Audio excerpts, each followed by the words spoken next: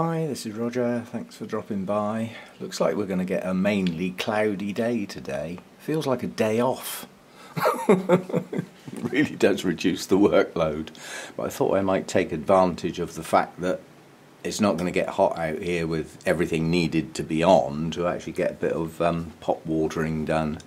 I'll see how I go. A couple of new things. I don't know whether I can get at it. I haven't shuffled the plants around yet, but down below the Miltonia sunset, Peter Comp's just opening. So we'll have to get that plant out and bring it somewhere where we can see it a bit better. Nice attractive blooms on that and highly fragrant, so it needs to come near the front somewhere where I can see it better, as they say. What else? The Miltoniopsis Junette is about to open. Now this will be interesting. Bought as a yellow, and no sooner did I get it, because it was in bloom at the time, it faded to a sort of creamy colour and then eventually to white. So it didn't keep its colour, but it'd be interesting to see what colour it opens as. Looking at the colour of the buds, there's definitely a yellow hue to it. Whether it's not going to be bright yellow, that's for sure, but it'd be interesting to see it. That's the first time it's rebloomed. This Miltoniopsis is looking nice with its two spikes, struggling in the heat, but at least I've got two spikes. This is about as good as my Miltoniopsis get. It's just 2 or 3 blooms per spike. They just haven't got the strength or the energy in the sort of temperatures I've got. If they bloom in the winter, they bloom better. Donald's gone now, so that one can be trimmed off. And that Miltoniopsis needs some work done on it, but there's no way I'm doing it while we've got weather like this. It won't take it. You know, disturbing it in any shape or form is not a good idea this time of year.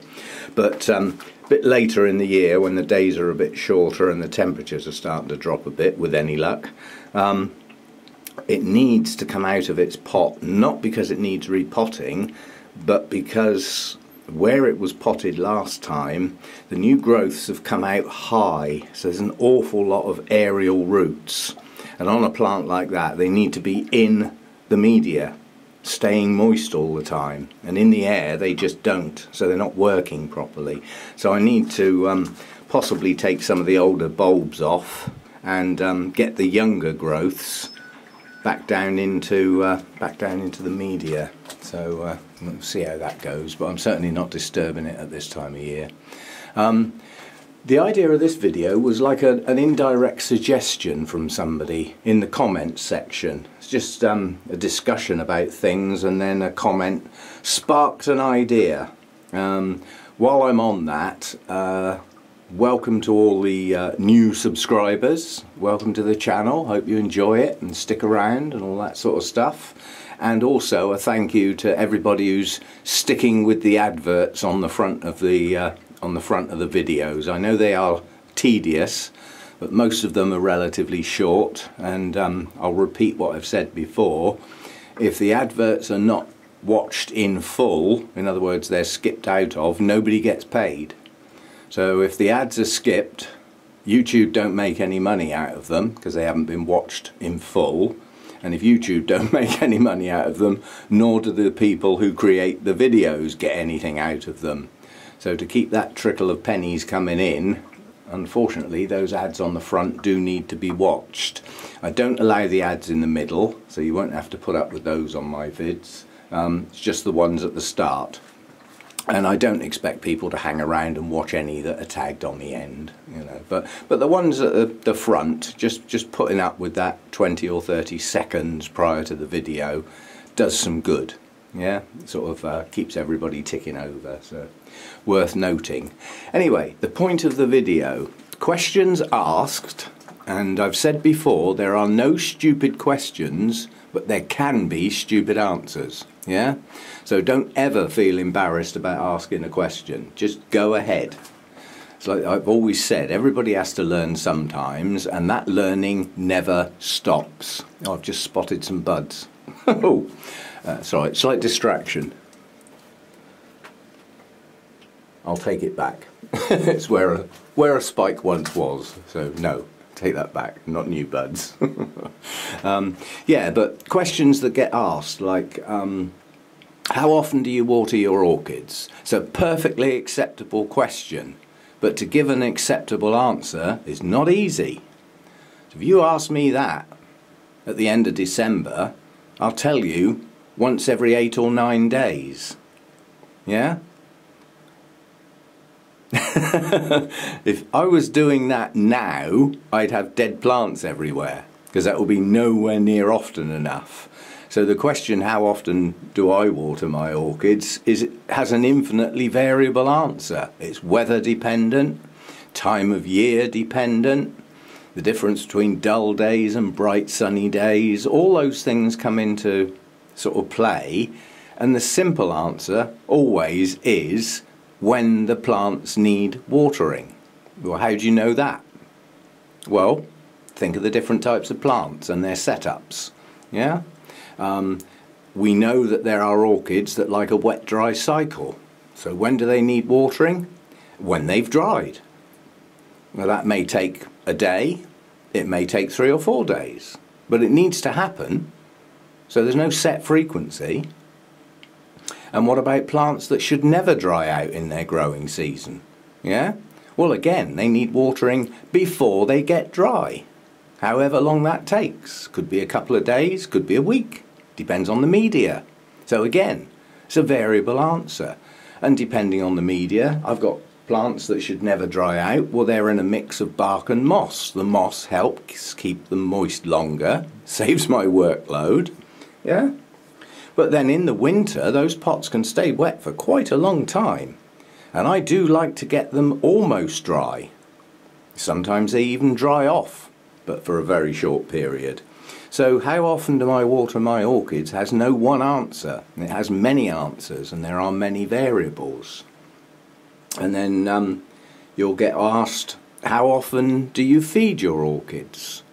Well, again, that's not so easy to answer, because it's a case of, well, when they need feeding. Well, how do you know that? Well, are they growing? Or are they just stationary? You know, and that again will be seasonal. There's an awful lot of my plants completely stop growing in the winter. They gradually slow down in the autumn till next to no movement at all because of the very short days and the cool temperatures. So the feed gets reduced right down to next to nothing. You know, they're not growing. They're not going to use the food. They do store stuff up. That's what these big fat things are for. You know, they can survive a fair bit. Gotcha. So every time I see an ant that I can get at, it gets decked. Yeah, so how often do you feed your orchids? Well, when they need feeding. When do they need feeding? When they're growing. Simple as that. And then you could say, well, how much feed do you give them? Well, it depends how much they're growing. Yeah? I mean, you do get Cattleya types and Oncidium types, some other things, will push on a growth in late autumn. So that growth's going to mature through the winter time. But the chances are it'll be a smaller growth, and it will grow slower than if it pushed out in late winter, early spring, and grew on through the growing season, the main growing season. So it's a subjective answer. And I did say when I did my talk to a room full of orchid growers, basically, I said if you ask every person in this room what feed they use and how much of it and how often, probably every single one will give you a different answer. So there can never be one answer. You know, you can have a room full of really experienced growers and they'll still disagree on that subject. So, yeah, you do what you think. But you can soon tell if you're feeding too much, because you'll get build-up in your pots, and that can cause root damage. You start getting root tips burning and things like that, and brown marks all over your roots. And all it is really is that the feed you're giving the plant is not getting used by the plant, so it's hanging around in the pot. And if it happens too often, then it'll build up in the media. Now, if you grow in inorganic media, something that's solid like river rock, pebbles, stuff like that, well, it can't hold any nutrients. Yeah? So you've probably got to put more in, because it doesn't hang around long. But if you're growing in organics like bark or bark and moss or even pure moss, that can absorb the nutrients, and if the plant's not using it, then the roots are in something they didn't ought to be in, which is called salts build up, and that's where your flushing comes round. And quite honestly, people who feed at higher levels, the flushing becomes quite important. It's as important as feeding, because you're probably going to get a build up in the pots, because the orchids are probably not always going to use it all, and the media will hold it. Even porous inorganic stuff, things like leca, that hold quite a bit of moisture because it's porous. Well, nutrients can get in there and stay there if it's not being used. So you know, flushing is important, and the more that the media can hold, the more important it becomes. And then you've got, well, are your plants outside getting rained on? Well, if they're getting rained on, they're getting flushed. Yeah, unless you're standing out there with a hat on, feeding them at the same time as they're raining, which I know one person does, because it works, don't get me wrong. It does make sense. That's when the orchids would be getting their nutrients in the wild. They'd be getting them as it rains, as it washes it down from the trees and stuff. It's a very natural thing to do, but certainly not natural for me as a human. I'm not standing out in the rain mucking about. It doesn't suit me at all. But I don't grow in a place where my orchids can get rained on. So the only fresh water they're ever going to get is if I give it to them. So I do flush. And I've had some years in the past where I've been neglectful on that front, and I've suffered as a consequence. So I know it can happen. I have had burnt roots and root systems going down because they're in a media that's absolutely full of undissolved salts, and every time you pour some water on it with some feed in, you're just making it worse. So take care with your flushing. What else? How much light do you give your orchids? Well, a lot of the hybrids, certainly the Phalaenopsis, can take a lot less light than you'd imagine. My sister used to have quite a large collection of orchids, and she grew them in the fireplace. Now this was in a long thin room with windows at each end, and the fireplace was in the middle of that room. Now as far as a camera would see the light, that would be almost dark, and yet those plants did well and bloomed. Yeah? I doubt if a Cattleya would. Yeah?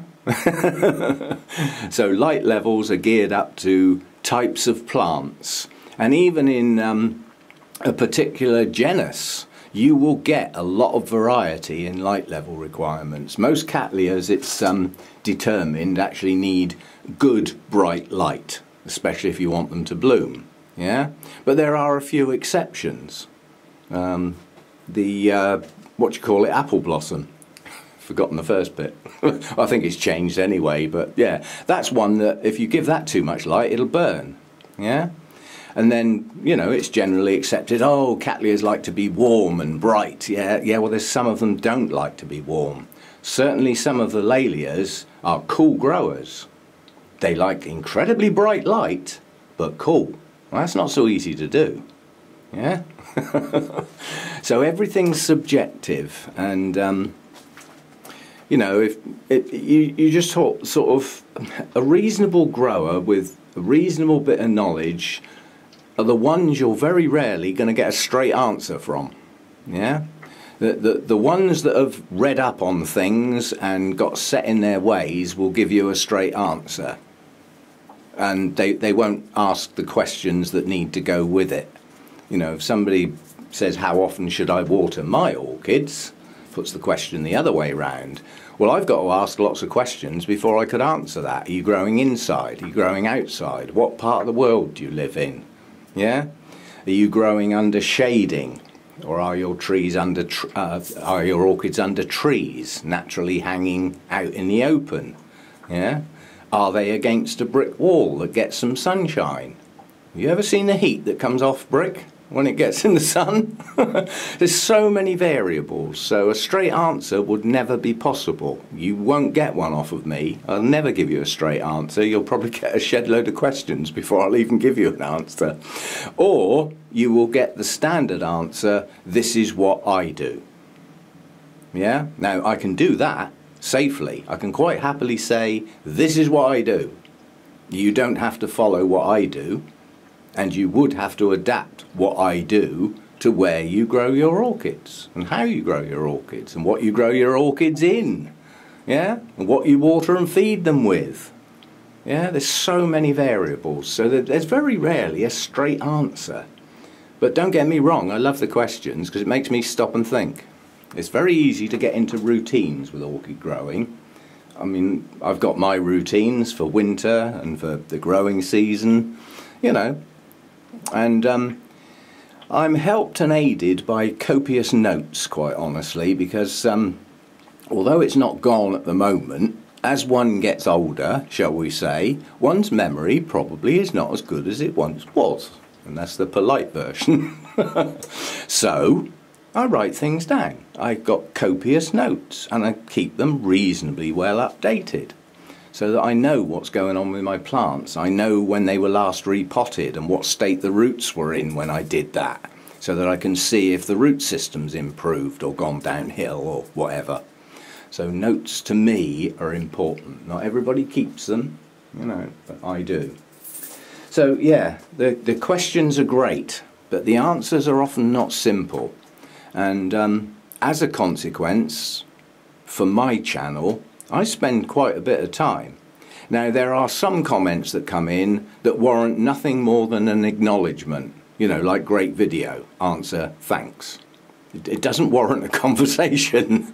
But some of the comments that come in, I have to go away and look things up.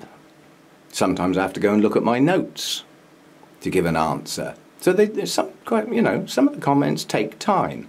And I'm happy to put that time in, and that time is done first thing in the morning while I'm a bit bleary-eyed and trying to get myself sorted out prior to getting anywhere near my orchids and dropping them on the floor.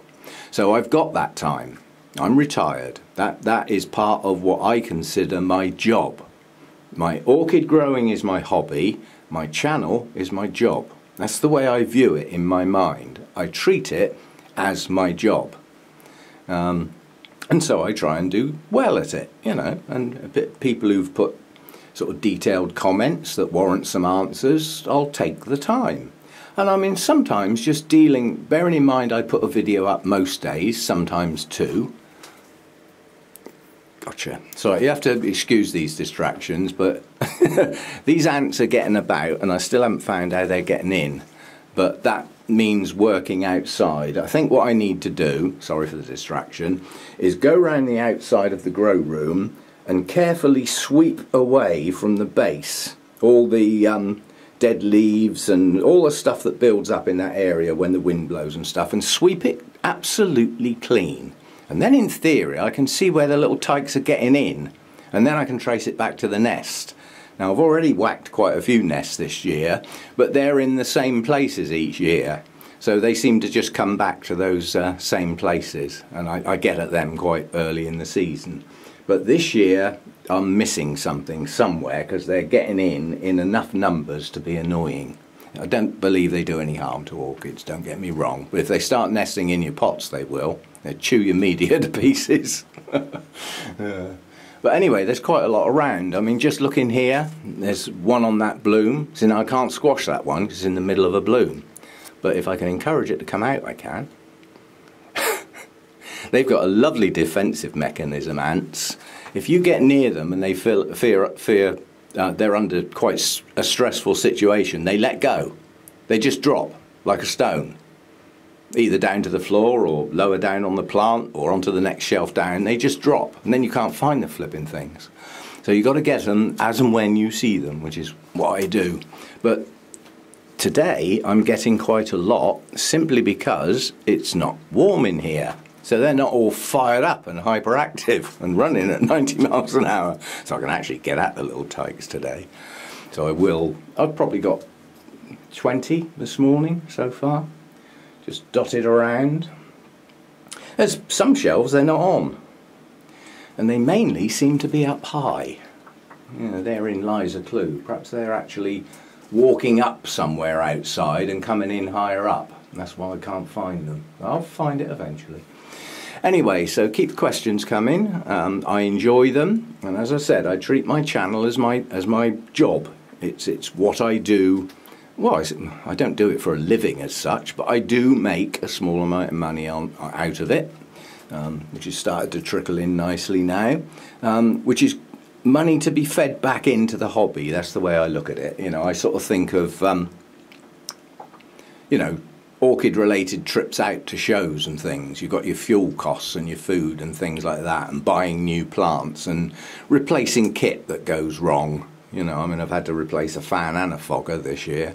So, you know, the kit doesn't last forever, and the money that comes in from the channel gets fed back, you know, like a good boss would do. You know, as you make a few profits, you feed it back into the business to keep the business going.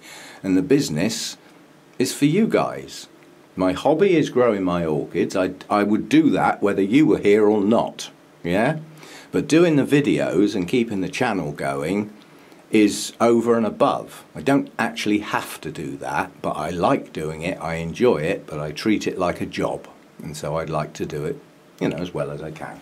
Anyway, I've been waffling on enough, and I want to take advantage of this dull day to get a bit of watering done in comfort instead of in the sweltering heat like I have been lately, and we'll see how we go from there. I'm not going to end this video as such. I will end it, but you know me, as I go round during the day I may find some other bits to add on, so I'll probably post this one later in the day.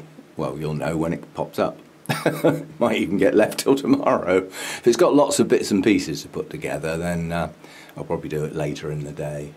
And I'm going to mention football. You know, I'm not that keen on football. I am watching a bit of tennis at the moment, but because it was my country playing in the World Cup last night, I thought I'd better watch it, you know, otherwise you feel left out of conversations if you don't watch these things. I fell asleep, as I normally do with football, because I don't find it that exciting, but I did actually see the finale. I did actually see the equaliser, messing everything up, because that would have been a nice, easy, straightforward game apart from that. But then you have to go into the extra time. I just about managed to stay awake for that. And then the penalty thing at the end, which I always find exciting, because I agree that a goalkeeper can save a penalty. But have you ever seen the size of a football goal? And have you ever seen how close they are to kick that ball at it? How the hell can you miss? You're supposed to be a professional, for goodness sake. And yeah, I know I'm simplifying it, and there's football crazy people are going to be going mad at the moment, but yeah, I do find it odd that somebody that gets those sort of wages, does that amount of training, can actually miss the goal altogether. Miss it, you know. It's different if the goalkeeper saves it. That's brilliant. I love watching that. But yeah. Anyway, so a little bit of excitement for me at the end of the game, despite not being that interested. But yeah, it's crazy with sport, because there's quite a few sports that the English are reputed to have invented, like football and cricket. And it seems to me nowadays we invented those games for other people to win. Oh dear. See you next time, unless I add any bits on. I'll add this on. This is my Rankaridis Bangkok Sunset. Certainly the last couple of times this has been on film, which is very rare because it's not doing a lot. I've been complaining that the thing will not grow roots. Well, it must have heard me, because it started, and at last I've got active roots growing. Okay, some of them are little ones, but you know, there's a little growing tip down there at the base of the basket. There's one up the top there. A couple of nice roots sticking out there. Another one down there, and there's a nice new one coming out of the base, with something pushing out to the left of that one at the base, which could be yet another root. And maybe now it will flip in bloom, because although it was in bloom when I got it, it hasn't done it since. I keep looking down in the leaves, see if I can see any spikes coming, but not yet. It's grown some nice leaves. It grows, you know, but it needs a better root system. So it's finally attempting to do that, which is good. More roots it's got, the more it can take on board, and the more it's likely to bloom, quite honestly. This is another one, you've got to watch this one. This is a Vandaceous orchid, yeah? You put this in the same sort of light as Vandas are deemed to require, you'll burn it to hell. These do not like that level of light. They like good light, don't get me wrong, but they do not like it bright like your mainstream Vandas. Not by any means, they'll burn. So it's another one, you know, you sort of think, oh, it's a Vandaceous, it needs the brightest light. Yeah, well, you need to go steady and check it at individual plant level. And this one certainly doesn't like the intense light that the Vandas can live with. Anyway, we got roots at long last.